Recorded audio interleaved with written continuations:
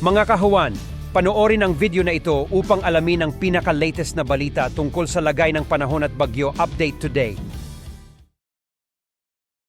Makikita natin dito sa ating latest satellite images itong mga makakapal na kaulapan na kasalukuyang nakakaapekto sa malaking bahagi ng Visayas at silangang bahagi ng Luzon ay ang patuloy ngang pag-iral ng easterlies o yung hangin na nanggagaling sa karagatang Pasipiko. Kaya buong Visayas as well as itong eastern section ng Southern Luzon, ngayong araw asahan natin itong mataas sa tsansa ng pag-ulan. Samantala, patuloy ang pag-iral ng Intertropical Convergence Zone o yung ITCZ dito sa area ng Mindanao. Pero as compared sa mga nakarang araw, nabawasan na yung mga pag-ulan. So, asan pa rin natin itong bahagyang maulap hanggang sa maulap na papawirin. Samahan lamang yan ng mga biglaan at panandaliang pag-ulan. For Metro Manila at nalalabing bahagi ng Luzon, ay fair weather conditions sa ating inaasahan ngayong araw, maliban na lamang sa mga isolated rain showers or localized thunderstorms.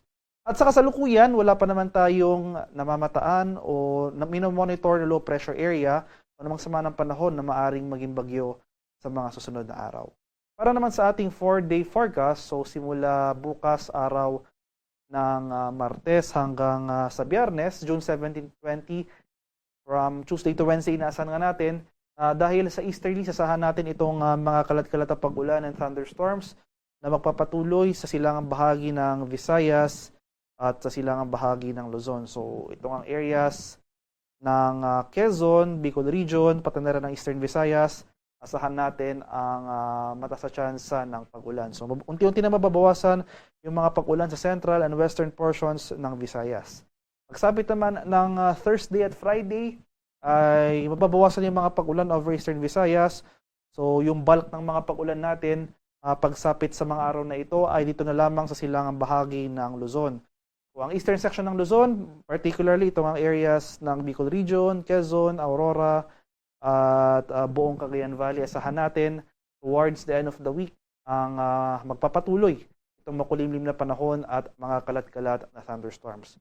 For Metro Manila and the rest of the country, throughout the forecast period ay magpapatuloy itong fair weather, bahagyang maulap hanggang sa maulap, at may chance pa rin ng mga isolated rain showers or thunderstorms. So, magdala pa rin po tayo ng payong, pananggalang yan sa init ng araw, umaga at tanghali, pananggalang yan sa mga biglaan at panandaliang pag-ulan, pagsapit ng uwian. So, usually late afternoon to evening.